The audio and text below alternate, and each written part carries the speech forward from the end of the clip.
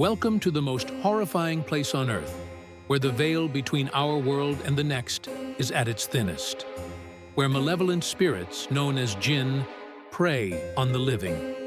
This is the last part of the story. It's me, and this is the Whispering Grave. Let's begin. In the last episode, we found 3 friends at the bottom of the Whispering Grave, but one of them had already been taken. There were only 2 left. One wanted to pray, the other wanted to run. But as they argued, the whispers grew louder and louder, circling around them from every direction. But suddenly, a chilling voice hissed, "Choose, or I will choose for you." And just like that, they were separated. Now, we must follow them. As they ran frantically toward the broken mausoleum, they hid behind the cracked stone walls. But as they tried to get their bearings, the jinn began to circle them once again.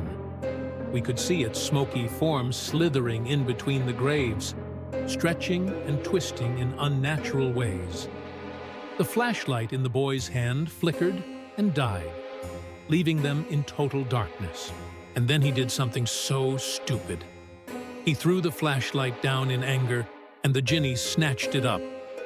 It held it in the air like a torch, revealing its true form. It laughed at them, a sound like nails on a chalkboard. Then it vanished again, hiding between the tombs.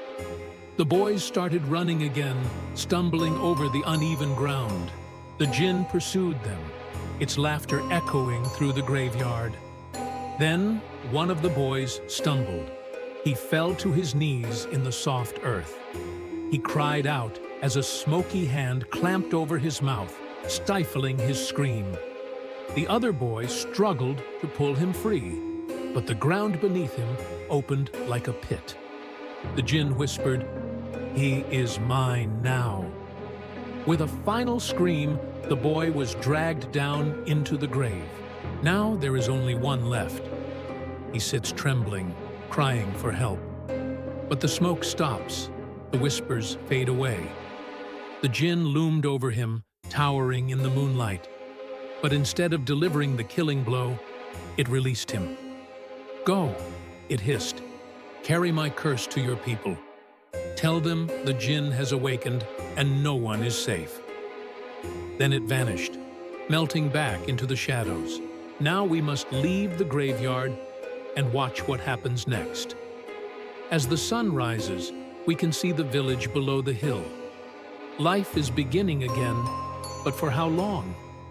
Villagers are tending to their crops, taking their animals out to pasture. Children are playing, and the men are talking.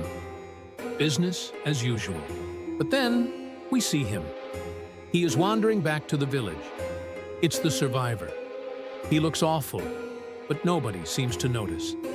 They don't seem to care.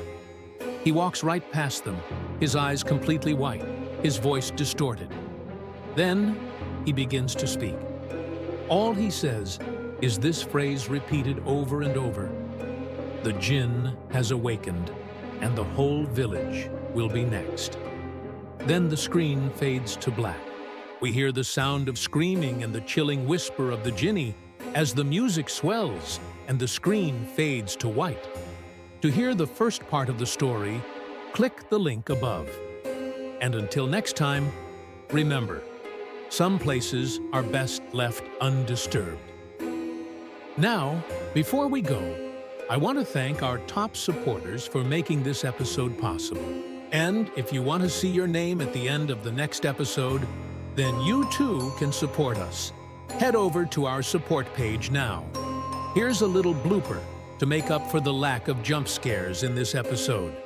While filming this scene, the director couldn't stop laughing because the cameraman kept getting startled by the tombstones. Who do you think is going to be next? The jinn took one of the boys in part 2, but which one was it? Was it the one who wanted to pray, or the one who wanted to run? Comment below with your thoughts. This is the final part of the story, but there are plenty more scary stories to come. So be sure to follow if you haven't already. Also, we have a podcast, Every week, we tell scary stories live. And if you listen, you might just hear something that makes you scream. Now let's move on to the blooper reel. Take a look at the bloopers. Now don't miss another episode. Subscribe now. Now with your support, we can continue telling terrifying tales of haunted houses, deadly creatures, and evil spirits. Our Patreon page is full of exclusive perks. For example, you can watch episodes early, suggest ideas, and even get your name in the credits. This is our channel. We bring you the scariest stories from all over the internet. Every week, we publish new creepypastas, scary movie reviews, and terrifying tales from real life. Our goal is to make you question everything you hear and see. Subscribe if you haven't already and join our community. And here's a little secret. I'm watching right now. If you give this video a thumbs up, I'll share your comment on social media. Make sure to stay tuned for more content. This has been The Whispering Grave. And remember, some places are best left undisturbed.